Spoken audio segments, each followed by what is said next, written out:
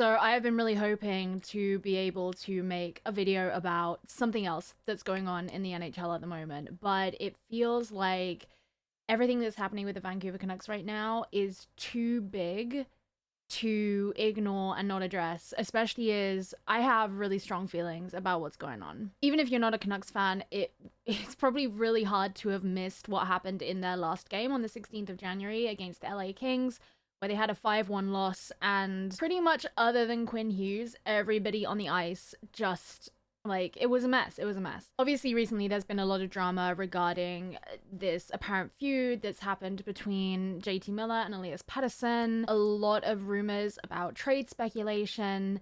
Clearly no trade has happened yet. And all in all, a lot of talk about the fact that last year, Vancouver Canucks, they came first in the Pacific Division. And this year, right now, it looks like they're not going to make playoffs. However, in the last couple of days, since this has been really blown up after that game, I've seen a lot of talk online about this topic that has just disappointed me, and I've taken a real issue with it. So today I actually sat down and I wrote an article about it, and I was thinking I would just kind of chat casually about it on here, but I think I'm going to read through this article. I will link it down below if you would prefer to read it yourself. It also has a lot of citations in it, so if you want to see the sources, you're going to have to look at it there. But I think this is a really important topic of conversation. So JT Miller is proof we need to learn how to better deal with struggling athletes. Support for athlete mental health has improved over the years, but the fans have a vital role too, and not just when they're given the details. About a year ago, the National Hockey League Players Association launched a new initiative called First Line, which they described as an education and leadership program developed to strengthen the NHLPA members' mental health knowledge and skills. It seems that the NHL is taking mental health seriously. So how long will it take for the fans to do the same? Discussions about mental health issues and what to do with them can be notoriously difficult. Quite often, the advice given boils down to open up, talk to people, which, while valid, doesn't necessarily provide a practical solution.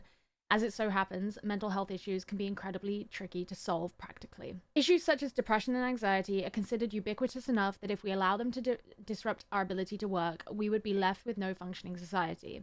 No physical impediment preventing one's capacity to work, the general attitude leans towards being very limited on empathy. This can be relatively inconsequential to the health of a business if you have an anonymous desk job, but what happens when your entire job role is to perform at your peak every day? In the last year, we have seen a multitude of articles written about the value of mental performance coaches in professional sports. From Forbes' endorsement of the job role to The Athletic's commentary about its presence in elite football, the Sport and Information Resource Centre, a Canadian organization, wrote about the need for coaches to understand mental health in athletes and how to promote it in their coaching. For the start of the 2024 to 2025 season, the Edmonton Oilers announced their onboarding of new mental performance and player development coach Vincent Maltz, and in 2021, The Athletic reported on the importance of Tampa Bay Lightning's mental performance coach Ryan Hamilton in achieving their Stanley Cup win during the COVID pandemic. These days, it's fairly common to see sports teams and organizations include a mental performance coach or sports psychologist on their roster. These are professionals who help players build on their mental skills and will help them compete, but also help them address their weaknesses and struggles. As human beings, we are all prone to bouts of hardship, whether we suffer from chronic long-term mental illnesses or simply the tumultuous effects of difficult events in our lives. None of us are immune. And while male athletes are less likely to suffer from mental health problems than female athletes, male athletes were also found to suffer more from social media abuse, something commonly experienced during times of poor performance. It was also found that elite athletes typically experience depression and anxiety at comparable rates to the general population, suggesting that their large salaries and lavish lifestyles are insufficient pacifiers to problems from which they may be struggling. It is also important to consider the average age of a drafted player. In the NHL, players cannot be drafted above the age of 20 if they are from North America, a number which raises to 21 for Europeans. Ice hockey is widely considered a macho sport with a hyper-masculine culture and remaining one of the only non-combat sports to allow fighting. In a review conducted by Western University, it was suggested that hockey displays all four tenets of hegemonic masculinity, including a rejection of feminine traits, a competitiveness to win regardless of personal health cost, an exemplification of confidence and toughness, and an embodiment of violence and aggression. Given that young men are already less likely to seek help for mental health issues, largely due to self-stigma, how can we reasonably assess the amplification of such a problem in young men who pursue a sport that glorifies traits conducive to this self-stigma? This is not an indictment on ice hockey as a sport. But it makes clear the responsibility of the authority figures, predominantly the coaching staff, around these young men to create an environment that tackles the risk of mental health issues, despite the cultural attitudes the sport breeds. In a study conducted by Caitlin Crawford at the University of British Columbia in 2016, which investigated help-seeking behaviors amongst male professional ice hockey athletes throughout the different stages of their career, it was found that the severity of stresses for hockey players increased the more advanced they were in their career. Here's a quote from that study. Once the transition to professional ice hockey happened, this dream was quickly sullied for many and replaced with the often harsh reality of the professional athlete lifestyle and the business of professional sport.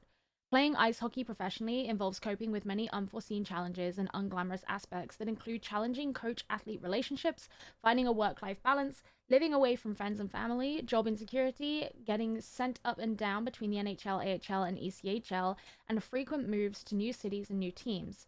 As pressures on and off the ice heighten, the goal quickly shifts from making it to the NHL to surviving in the NHL long enough to have a prosperous career, which, if they are among the fortunate few, will take them to their late 30s. Potocchio et al. 2016 also captured the intensity and hyper-competitive demands of professional NHL players on the ice. Help seeking under this intense pressure becomes a complex and even risky, as the participants reported feeling like their careers were always at risk. The study also produced some damning conclusions regarding athletes' approaches to seeking help for off-ice issues, even when they know they're affecting on-ice play. In short, they don't. Despite understanding that often off-ice issues had consequences for on-ice performance and vice versa, athletes often felt uncomfortable seeking support for personal problems within their workplace, even if the organization had those types of resources in place. It goes on to assert that instances wherein an athlete does seek help from their organization are often kept secret. Overall, the outlook on mental health issues in male professional sports seems somewhat bleak. At best, athletes accept support professionally but on strict secretive terms. At worst, athletes do not address issues, even if they know it is affecting their athletic performance, an issue that could be worsened when playing in a sport that stigmatizes behaviors deemed feminine or not tough. Why is this relevant now? As with any season of professional sport, the 2024 to 2025 NHL season is rife with drama. Every season has a new favorite team to observe from afar with a hand deep in a box of popcorn, and this season the chosen victim has turned out to be the Vancouver Canucks. Vancouver came off an impressive season in 2023 to 2024, qualifying for their first Stanley Cup playoffs in 4 years, not just as a participant in the Pacific Division, but as its first place slot. It was defensive prodigy Quinn Hughes' first season as captain, and after a controversial divorce with head coach Bruce Boudreau, former Arizona Coyotes head coach Rick Tocchet took to the helm. Star forward JT Miller had a career-topping season with 103 points, teammates Elias Pettersson and Brock Besser in his wake. However, this season felt cursed for Vancouver from the start. Multiple injuries lingering from playoffs crippled the team, leaving the Canucks with a fledgling glue line and some lacking offensive prowess. On November 20th, after a point-per-game average performance, JT Miller took an indefinite leave of absence for undisclosed personal reasons. Since his return on the 12th of December, his performance has been called into question, with an 11-game streak of no goals, followed immediately by a 5-game streak of no points. After local media stirred up reports of an alleged feud between Miller and Pettersson, the internet has been awash with debate over which forward the Canucks ought to trade. JT Miller, the hot-headed heart and soul of the team, whose apparent mood swings could either cost or confirm the Canucks a win, or Elias Pettersson, the talented but meek 26-year-old with a bright future ahead of him. As the days continue to pass without a trade, the eyes bearing down on the Canucks' performance have become all the more pressurizing. The soap opera is in full swing, and someone needs to take the blame. This all came to a head after the Canucks' 5-1 loss at home to the Los Angeles Kings on January 16th. The result immediately followed a 6-1 away loss to the Winnipeg Jets, one of the NHL's most formidable teams at present. But the Kings' game felt different. The players' body language was defeated, the apparent effort on the ice was diluted. Miller was criticized for his flimsy attempts to backcheck, and it couldn't be ignored when he moved to the end of the bench after a brief discussion with Tocchet, his following time on ice in the third period culminating in a meager sub-3 minutes. But the moment that's received a lot of reference was this brief clip from the end of the second period. Nothing definitive can be inferred from this clip, but a largely shared opinion is that JT Miller is not okay.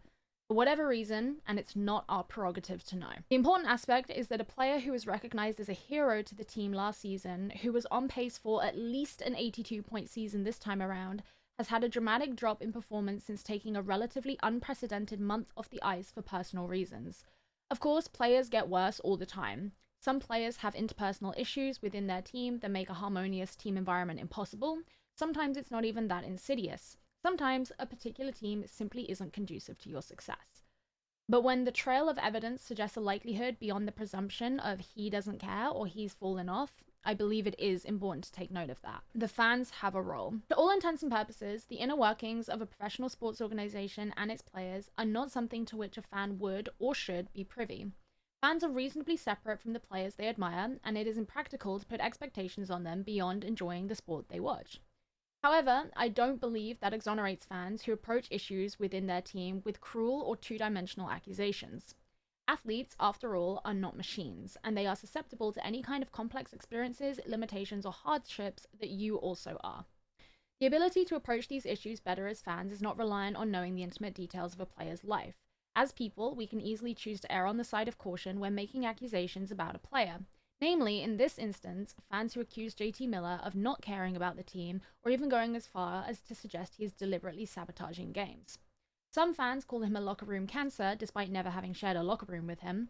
To be clear, it is entirely possible that Miller is not a nice person to be around, but we should not be so quick to make those assumptions when evidence suggests larger issues at play. Fans are predominantly fueled by emotion. However, so too are athletes. And athletes known to be notably emotional regarding their performance are likely to turn in on themselves through bouts of poor performance.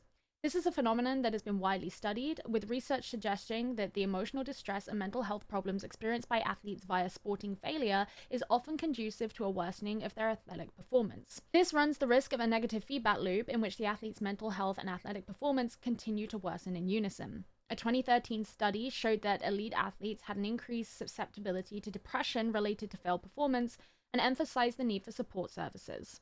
In essence, no matter how angry or upset a fan is, it's got nothing on how an athlete feels. In the context of JT Miller, many people have criticized his recent interactions with the media, noting his aloofness and unwillingness to engage in good faith.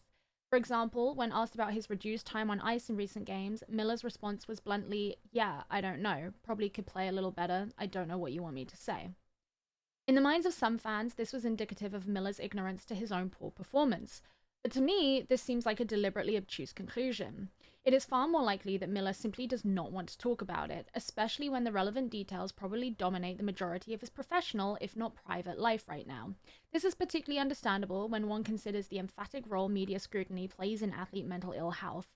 It is also conceivable when one considers Miller's willingness to answer other journalists' questions. When an athlete's personal struggles are known, fans tend to be empathetic and understanding, something explored in Health Communication in Sport by Jimmy Sanderson and Melinda R. Weathers. This book uses examples such as Simone Biles and Michael Phelps, but we needn't look beyond the Canucks locker room for examples closer to home. Brock Besser's tragic loss of his father in 2022 was widely reported on, as well as the effects it had on the player's well-being and, by extension, his on-ice performance. Besser's claim that there's so much more after hockey, family is more important than hockey, was well received by fans and met with sympathy and support by many who knew the effects of grief in their own lives.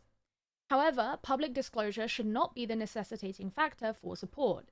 We celebrate players who succeed in the face of adversity as athletic heroes, but that does not disqualify the more private or those who cannot overcome their issues for support. Elite performance in any discipline is hard at the best of times, and being an elite performer does not preclude you from the other hardships of the human experience. Fans who feel frustrated or angry that their team's disappointing results owe the players who have previously delivered them victories a slice of empathy, particularly when a situation is so sudden and abnormal and puzzling as that of JT Miller. Sport is about overcoming obstacles. At the end of the day, an article is not going to convince the millions of fans out there who just want to see the W's make their way onto the board. I cannot stop a random fan on the outskirts of Vancouver from throwing his fries at the TV when the dude who put up 103 points last season can't score a goal now. I do not police online comments personally attacking JT Miller or any other player. But my hope for this situation, and others like it, is that it has a happy ending that encourages people to reconsider the pugnacious stances they took against Miller and the Canucks organization. Whether extra information is released or not, and we shouldn't hope that it does, a marked improvement in the apparent well-being of the player should be what we as fans hope for. And we should have high expectations on the organizations for whom our favorite players compete to prioritize their health and support, and not only when we know the gritty details of their personal problems. At this point, the Canucks may not make playoffs, and that's okay. There are clearly deep issues affecting this team, and likely ones which cannot be solved with a simple trade, or they would have done it by now. It went from vapid TMZ level drama to concerning signs of more sinister issues for at least one player, and that should be the priority we hold. And for any future situation that resembles this one, we should strive to be more compassionate and knowledgeable, with an NHL ready to provide support where it can. That is when we will get the best hockey we could hope for as fans. Sometimes players play badly because they're bad players. But I think when we zoom out and we look at what's going on here, even though we don't know what the details are and we're not owed that information, something looks wrong. And if your response to something looking actually wrong is to bitch online about how terrible and awful JT Miller is, whether talking about his moral character or his ability as a hockey player, then I would urge you to reconsider the stance that you're taking and the way that you assess problems that may be occurring with the players on your team. Because just because somebody has what you consider to be a dream job and maybe more money than you doesn't mean that they're inhuman. I've worked in competitive sports, mostly esports, for a long time, and when you work in the industry, or at least in my experience, that has meant that there have been times where I have kind of become privy to information that's not necessarily publicly available. And yeah, sometimes people go through real shit. And I think the fact that JT Miller is 31 and not 21 does not mean that the seriousness of whatever is going on with him is any less valid. Now, as I say, there's obviously a chance nothing's going on with him. But that just seems very unlikely with everything. So anyway, I'm not here to project a theory onto what's happening, and more to request a bit more compassion and consideration from people who are just mad. And usually when someone is as good at what they do as JT Miller is, they don't just get bad for no reason. I hope the next video I make will be able to be about another team or something else that's going on. There are a couple like player profiles I've been trying to like do some research on that I keep pushing back because of this situation. And as a Canucks fan, it just makes me deeply sad. I'm not angry at this team. I'm not even upset about whether we miss playoffs. I'm sad because this doesn't feel like petty drama anymore. This feels like something personal needs addressing within this team. And I just hope that if that is the case, that whoever needs support gets it. I will see you guys in the next video. Let me know your thoughts down below. And hopefully we get a win this week. Okay. Peace.